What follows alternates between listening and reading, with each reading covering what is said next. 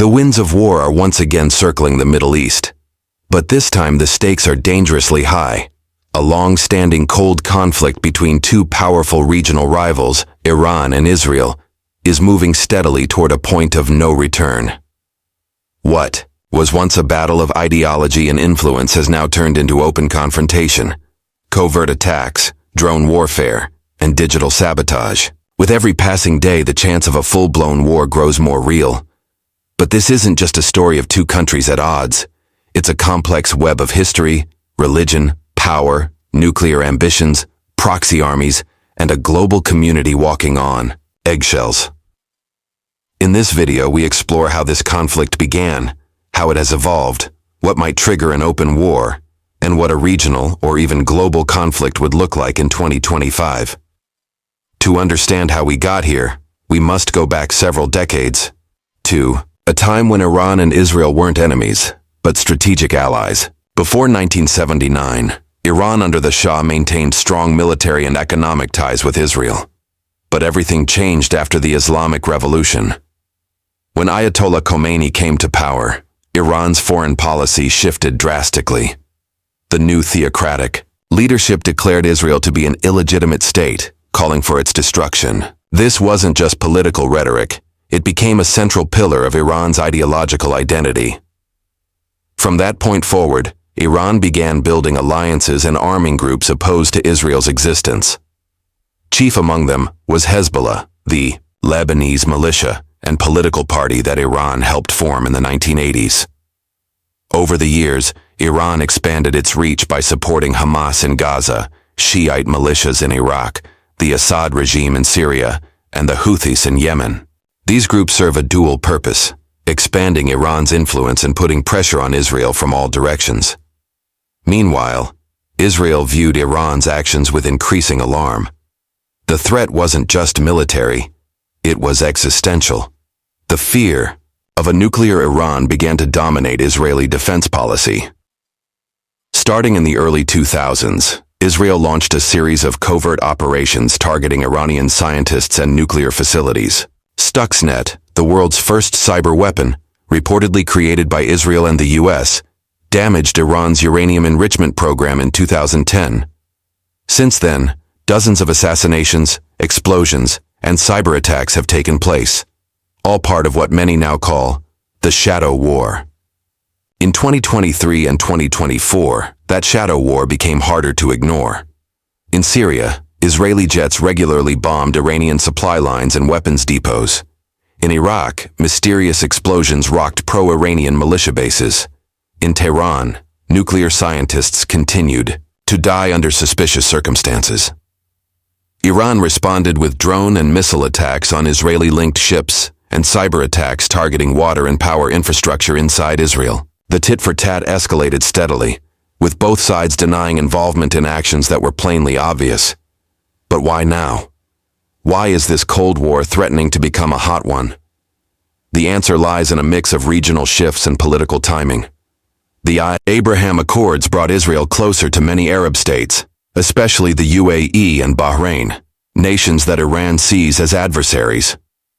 Saudi Arabia, while not officially allied with Israel, has shown increasing cooperation on security issues. This growing regional axis threatens Iran's vision of influence. At the same time, hardliners in Tehran have gained more power after years of Western sanctions and domestic unrest. Their military has expanded its missile program and developed increasingly sophisticated drones. Meanwhile, Benjamin Netanyahu returned to power in Israel with a firm stance on Iran and an aggressive military strategy. Both governments face internal pressures, economic crisis in Iran, political chaos in Israel, and both could see war as a way to unify their nations. And let's not forget the nuclear file. Iran now reportedly has enough enriched uranium to build several nuclear bombs if it chooses to. While the Islamic Republic denies any intention to weaponize its program, satellite images, intelligence leaks, and IAEA reports tell another story.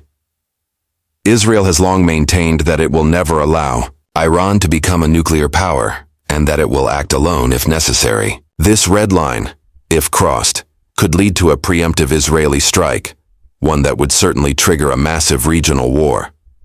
In such a scenario, how would this war unfold? It wouldn't look like past Middle Eastern conflicts. This would be a high-tech, multi-front war. Iran could launch hundreds of ballistic missiles at Israeli cities. Israel's Iron Dome and David's sling systems would intercept many, but some could break through. At the same time, Hezbollah in Lebanon could open a northern front with tens of thousands of rockets, many hidden deep underground or mounted on mobile platforms. In Gaza, Hamas could join in, firing salvos from the south. Inside Iran, Israeli intelligence units and cyber teams might disable military radar, attack command centers, and sabotage energy facilities. Iran could respond by targeting Israeli infrastructure, airports, hospitals, power plants. It could also activate its allies to attack U.S. bases in Iraq, Syria, and the Gulf. The Strait of Hormuz could be closed, sending oil prices skyrocketing. But what makes this conflict even more dangerous is the global chessboard. The United States would be under immense pressure to defend Israel. Russia, an ally of Iran in Syria, could exploit the chaos. China, dependent on Gulf oil, might intervene diplomatically or militarily to secure its energy interests. Turkey, which has its own ambitions, could try to mediate or expand influence. And while Europe would call for calm, it would suffer from energy shortages and refugee waves if the war escalated. Civilian casualties would be enormous. Both Tehran and Tel Aviv could come under direct attack. Israel's dense urban centers and Iran's major cities with limited air defenses would suffer. Refugees would pour across borders. Hospitals would be overwhelmed. And in the background, the threat of nuclear escalation would loom large. Would either side actually use nuclear weapons? Israel's policy of nuclear ambiguity leaves that question unanswered. But if Iran believes its regime is under existential threat, the rules could change. Even a hint of nuclear use could lead to worldwide panic and global military intervention. Yet despite the darkness, diplomacy remains a sliver of hope. Back-channel talks continue through Oman, Qatar, and even Russia. The US and European nations are quietly pressuring both sides to avoid war. Iran's leaders know their economy can't survive a prolonged conflict. Israel's military knows it would win the opening battles, but not the cost of occupation or endless missile barrages. Both countries stand at a crossroads. War would mean thousands of deaths, economic devastation, and a reshaping of the Middle East. Peace would mean compromise, restraint, and choosing reason over rage. The choice is difficult, but it remains theirs to make. This is World AutoZone. Stay informed, stay aware. Because this isn't just their war, it might be the world's next crisis.